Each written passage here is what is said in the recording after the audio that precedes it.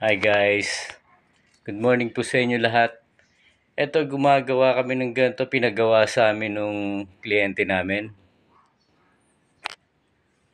Ayan,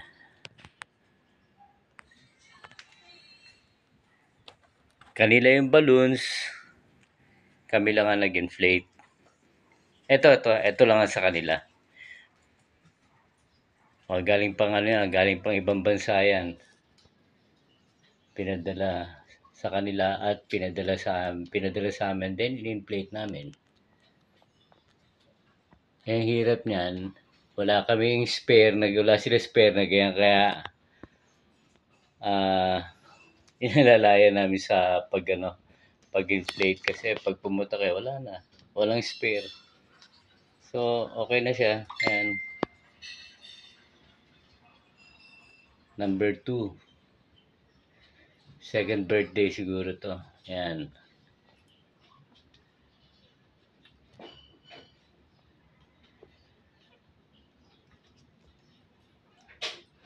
Ganda guys, ano.